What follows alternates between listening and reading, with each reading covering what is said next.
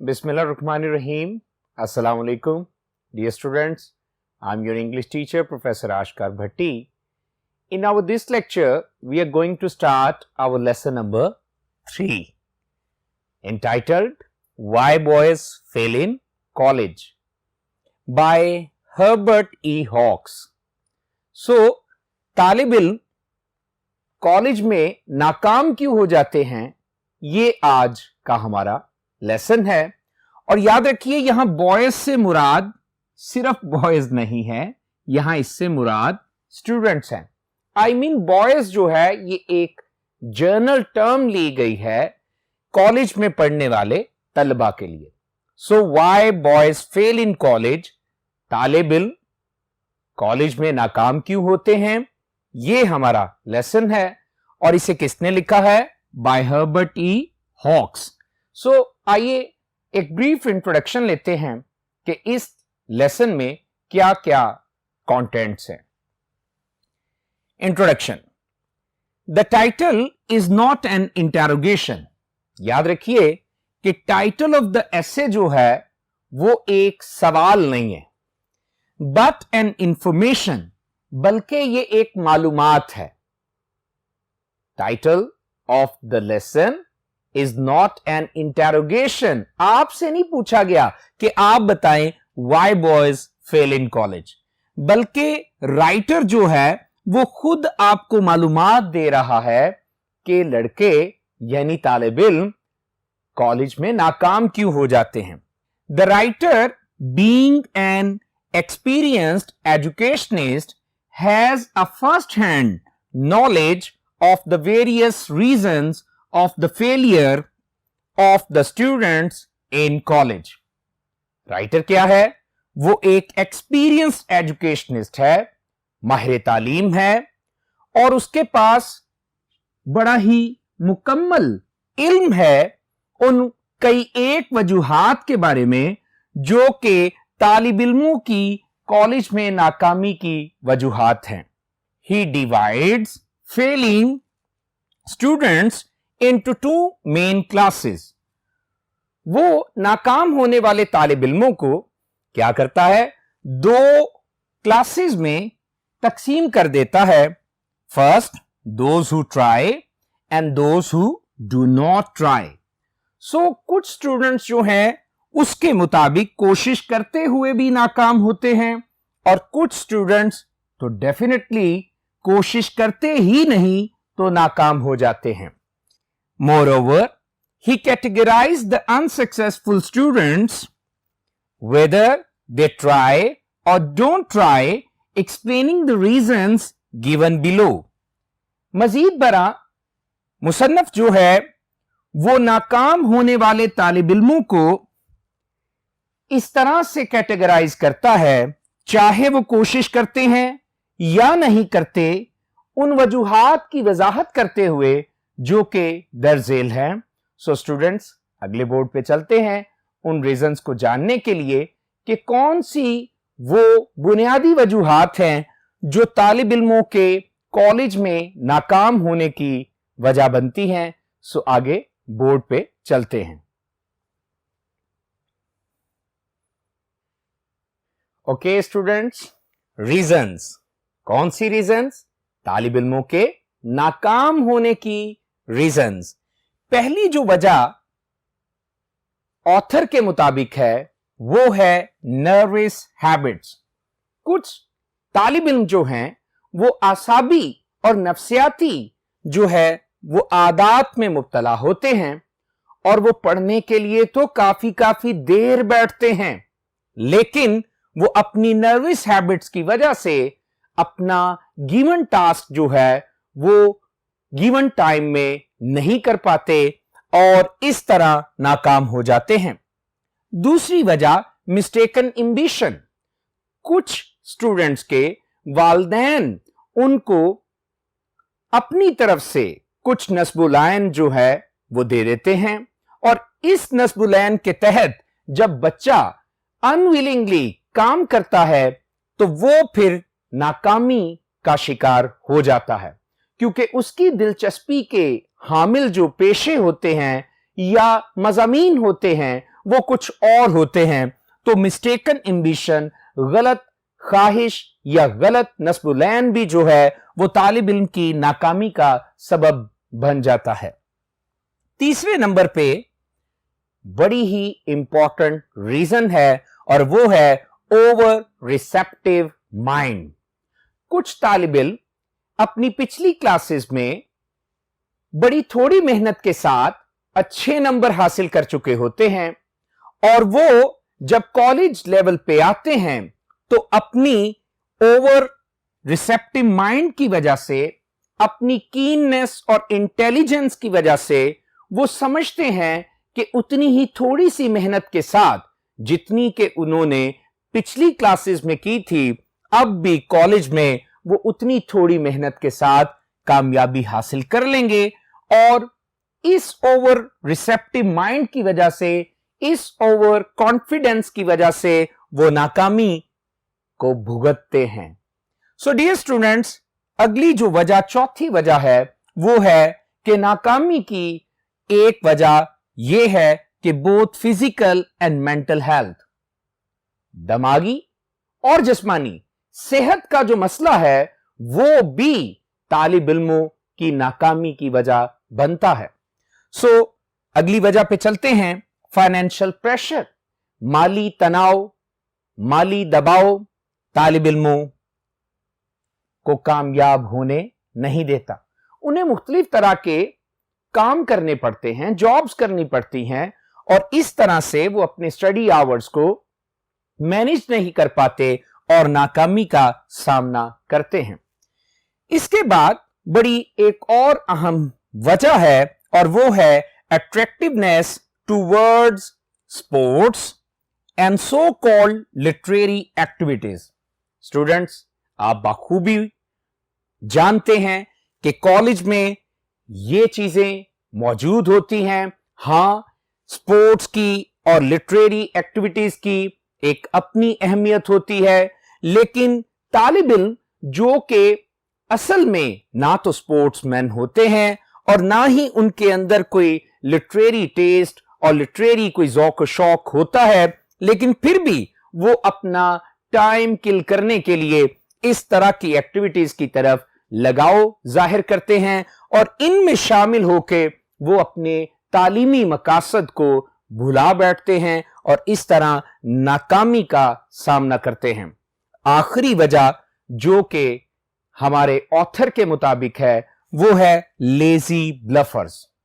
Students, कुछ तालिब इल्म बगैर मकसद के कॉलेज में दाखला लेते हैं और बगैर ही मंजिल को हासिल किए वो कॉलेज से चले जाते हैं और उनको लेजी ब्लफर्स का नाम दिया है, जो कि बगैर किसी मकसद के, नस्बुलैन के कॉलेज तो ज्वाइन करते हैं लेकिन कुछ भी हासिल किए बगैर कॉलेज से चले जाते हैं।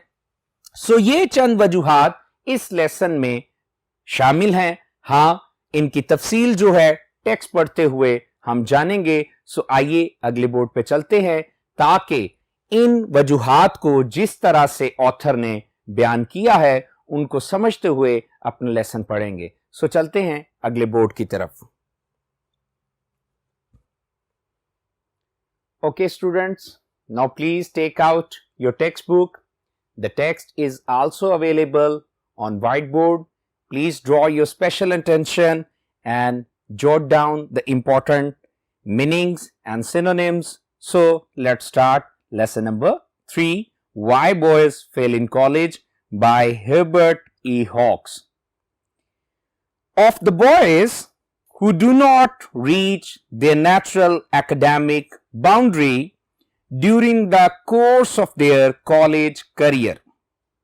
सेंटेंस को तवज्जो दीजिए कि ऐसे तालिब इल्म जो कि कॉलेज के तालीमी असना में या अरसा में अपनी तालीमी कुदरती हद तक नहीं पहुंच पाते, मतलब पहली ही लाइन से नाकाम होने वाले तालिब इल्मों का जिक्र किया जा रहा है, क्योंकि जो अपनी कुदरती फितरी तालीमी हद तक नहीं पहुंच पाए, अगरचे कॉलेज में उन्होंने एक मखसूस और खास अरसा गुजारा, इसका मतलब है कि वो नाकाम तालिब इल्म थे।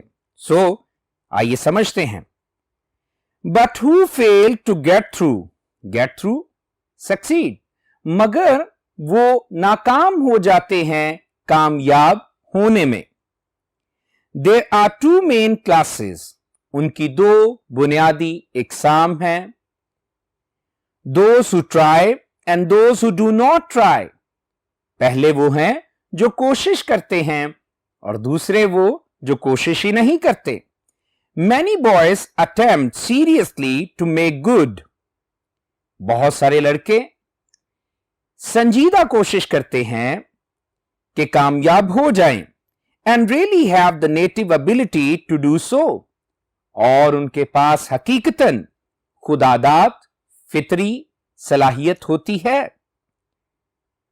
But find it almost impossible to sit at a desk and concentrate on the task assigned, लेकिन उनके लिए यह नामुमकिन तकरीबन होता है कि वो डेस्क पे बैठें और दिए गए काम पर तवज्जो दे सकें। सो डियर स्टूडेंट्स, कुछ इंपॉर्टेंट सिनोनिम्स को बोर्ड पे जरा देखिए, उन्हें तवज्जो दीजिए। आपके सामने क्या आ रहा है, आइए पढ़ते हैं। Native, inborn, innate, natural, inbred, boundary, limit, border, extent, make good, succeed, pass, concentrate, focus, apply, center, broad। So dear students, अगली टेक्स्ट की तरफ बढ़ते हैं। There is the boy who sits down to study, ऐसा भी लड़का होता है, तालिब इल्म होता है, जो मुताला करने पढ़ने के लिए बैठता है। Opens his book, अपनी किताब खोलता है, but before starting on his work says to himself, लेकिन इससे पहले कि वो अपना काम शुरू करता, वो खुद से कहता है, I think that I had better sharpen my pencil।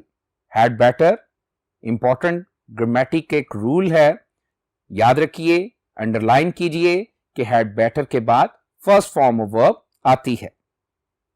I think that I had better sharpen my pencil, मेरा ख्याल है कि बेहतर है कि मैं अपनी पेंसिल को तराश लूं।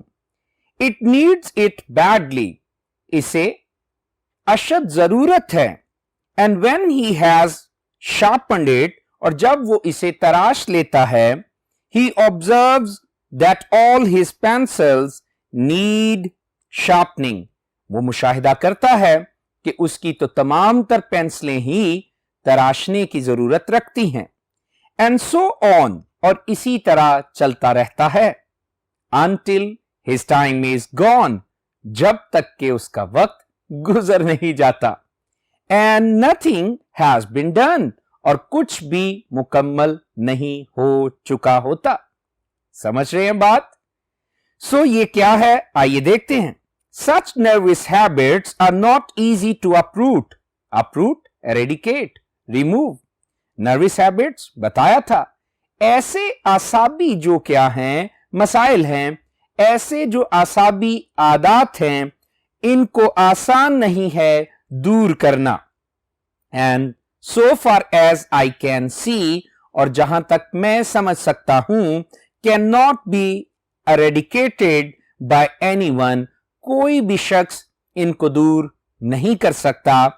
But the boy himself, सिवाय उस लड़के के खुद, मुराद जो सफरर है वही इसको eradicate कर सकता है। Others can see the difficulty, दूसरे इस मसले को देख सकते हैं, समझ सकते हैं। But the boy must take himself by the collar, ये एक इडियम है, take himself by the collar। लेकिन लड़के को बजाते खुद अपना मुहासबा करना चाहिए। And make himself cultivate a poise and calm that smooths the fidgets, और अपने अंदर एक ऐसा रवैया पैदा करना चाहिए जो मुतवाजन और पुरसकून हो और जो कि उसकी सारी बेचैनी को रफा दफा कर दे।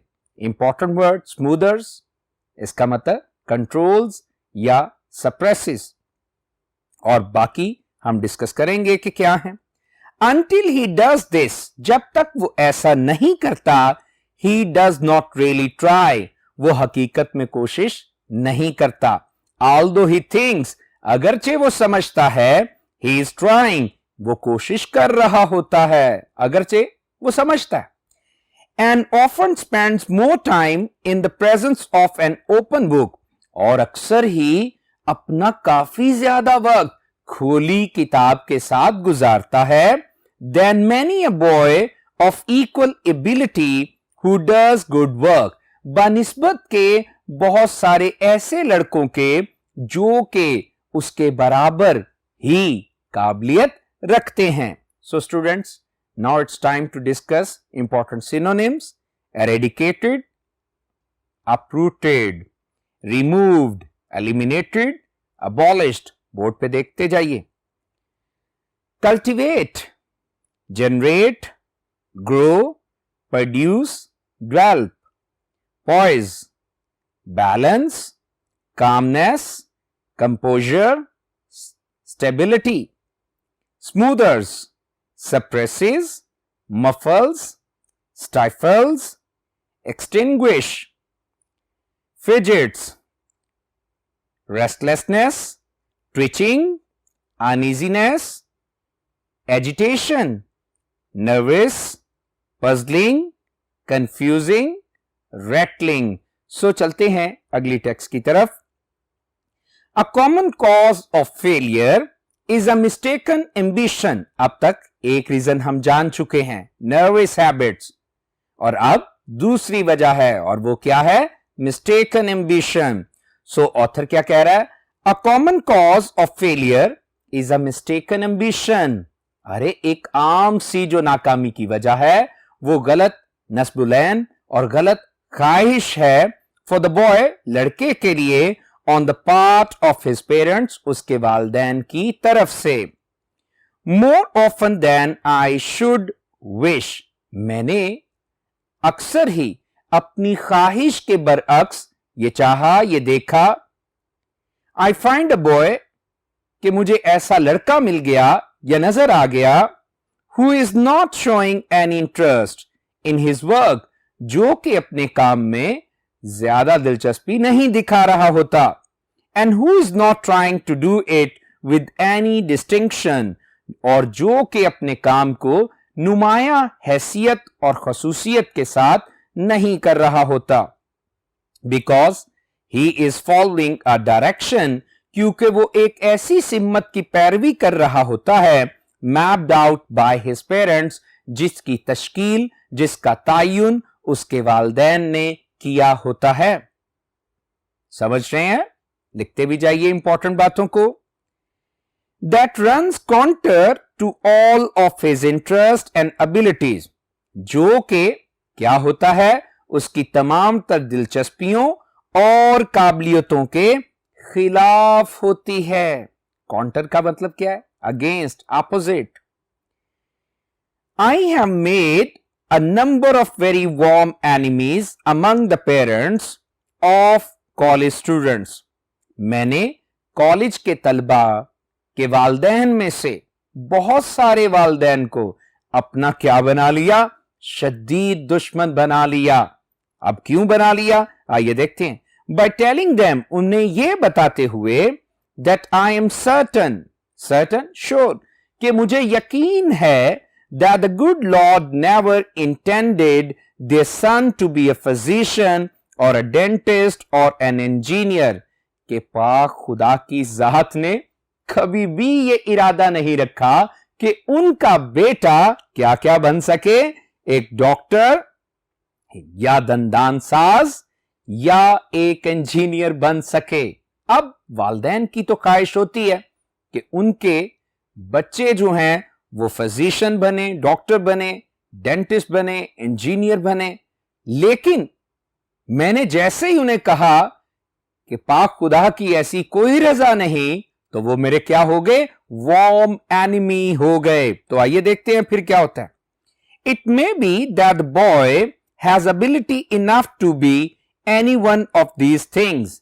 ऐसा हो सकता है कि इनमें से किसी भी एक चीज को करने की लड़के के अंदर सलाहियत हो।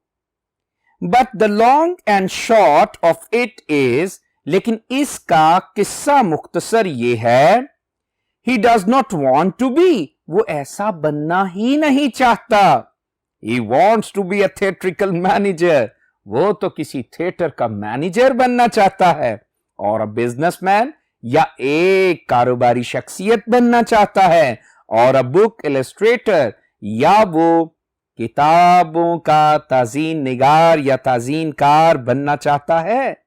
So dear students, now draw your special attention to whiteboard to jot down important synonyms. Ambition, aim, goal, object, purpose. Contour, contrary, opposite, against, reverse. Intended, wished, planned, aimed, expected. Mistaken, wrong, misdirected, incorrect, mapped out, very important word, mapped out, planned, decided, sketched out, long and short, briefly, concisely, shortly. So आगे बढ़ते हैं. It may be unreasonable for the boy, unreasonable, illogical, unsuitable. हो सकता है कि ये लड़के के लिए नामुनासिब, गैर अकली, गैर मंतकी बात हो, to turn his back on a fine opening in the dental profession in favour of business, कि वो क्या कर ले, वो दंदान साजी के पेशे के शानदार आगाज की तरफ से अपनी पीठ मोड़ ले, अपना मुंह मोड़ ले, किसके हक में? बिजनेस के हक में, कारोबार के हक में। लड़का कारोबार करना चाहता है, पेरेंट्स उसे डेंटिस्ट बनाना चाहते हैं, लेकिन ऐसा हो सकता है, लेकिन कहता है कि ये अनरीजनेबल लगेगा। लेकिन आगे देखते हैं क्या लिखता है, but reason can not control all of these matters, लेकिन अकल जो है क्या नहीं कर सकती, इन तमाम तर मामलात पर गलबा नहीं पा सकती, इनको काबू में नहीं रख सकती। As well argued with a person, बड़ी कमाल एग्जाम्पल दे रहा है, कहता है ये बिल्कुल ऐसा ही है, जब क्या करें आप खूब बहस करें, तकरार करें, दलीलें दें एक ऐसे आदमी को, that he ought to like onions, कि उसे तो प्याज खाने पसंद करने चाहिए। When he detests them, जबकि वो उनसे क्या करता है? नफरत करता है। Detest का मतलब dislikes. As a general thing, अमूमी तौर पे the boy wins out in such controversies. अमूमी बात है कि लड़का इस तरह की कश्मकश में, इस तरह की बहस में, इस तरह की तकरार में जीत जाता है। And he should, और इसे जीतना भी चाहिए। सो आइए चंद इंपॉर्टेंट सिनोनिम्स को देखते हैं। डिटेस्ट, बोर्ड पे तवज्जो रखिए, लिखते जाइए।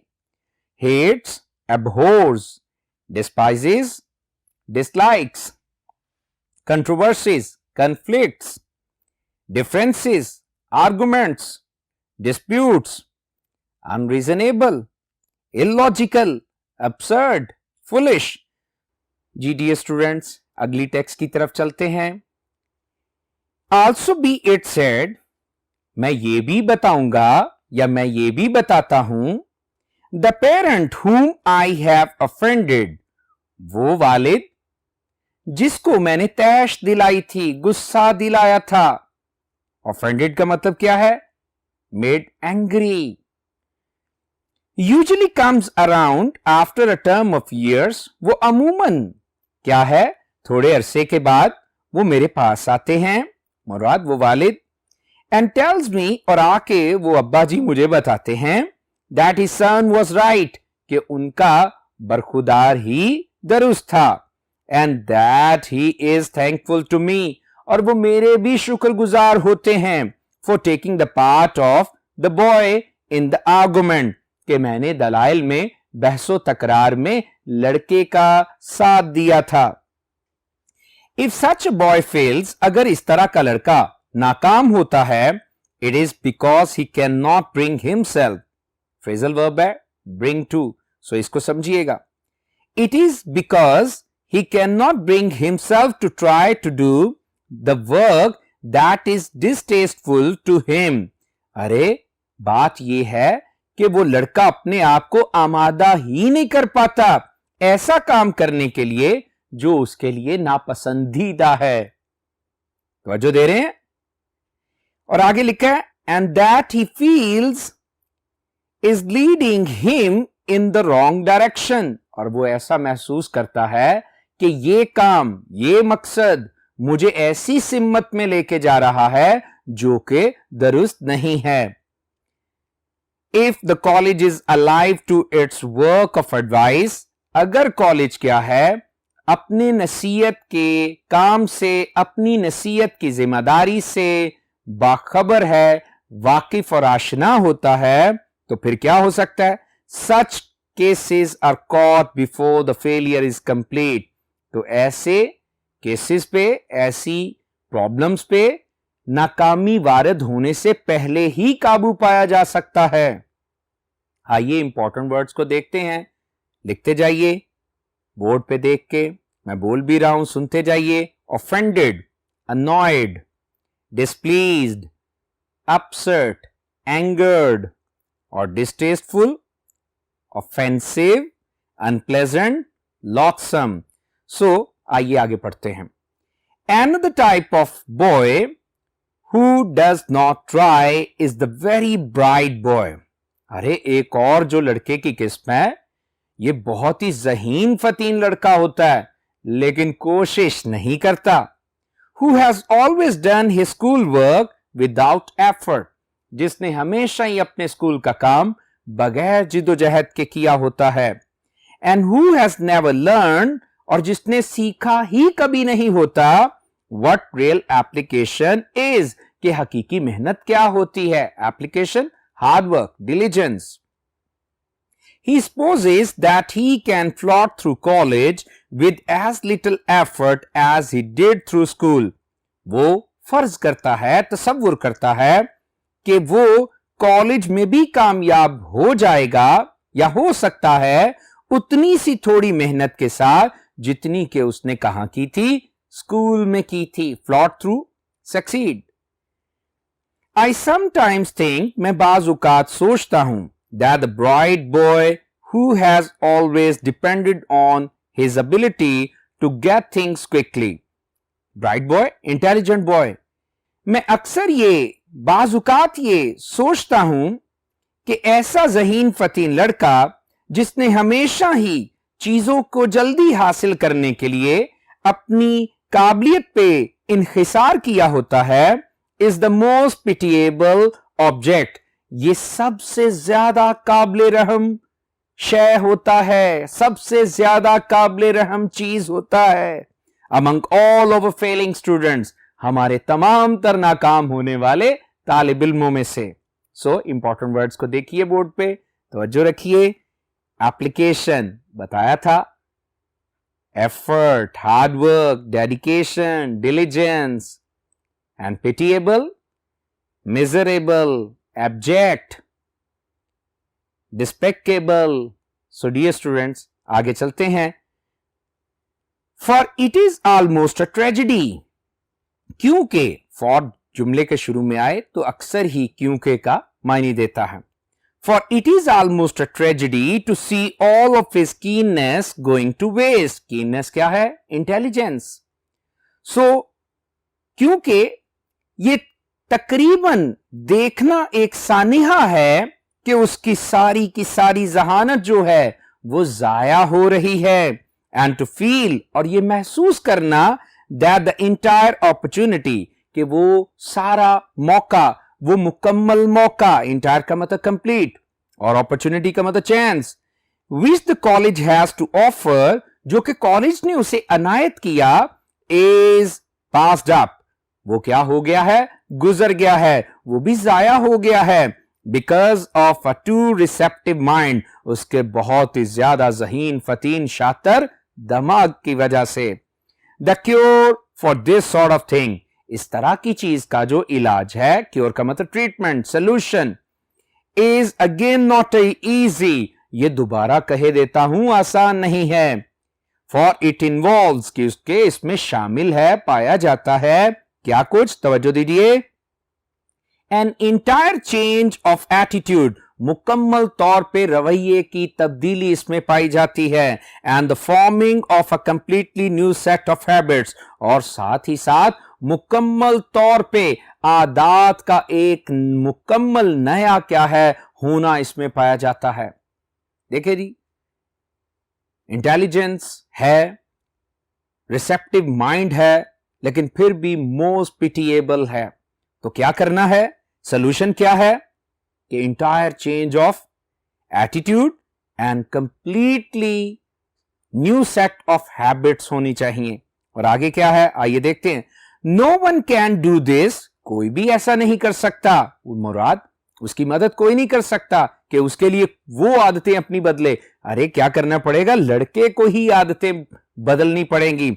No one can do this but the boy himself, कोई और ऐसा नहीं कर सकता, बजाते खुद लड़के को ही ऐसा करना पड़ेगा। All that the rest of us can do is two point out what is the matter, हम महज सब ये कर सकते हैं कि हम निशानदही कर सकते हैं कि उसका मामला और मसला क्या है। So dear students, please pay attention to white board. Important synonyms को देखेंगे। Keenness, devotion, sharpness, intelligence, brilliance, entire, complete, whole, total, full, tragedy, bad fortune, calamity, curse, and receptive. Receptive का देखिए, bright, responsive, ready. So dear students, this is our first lecture on lesson number 3. I do believe you have got all the things very intellectually. So thank you so much. Stay blessed.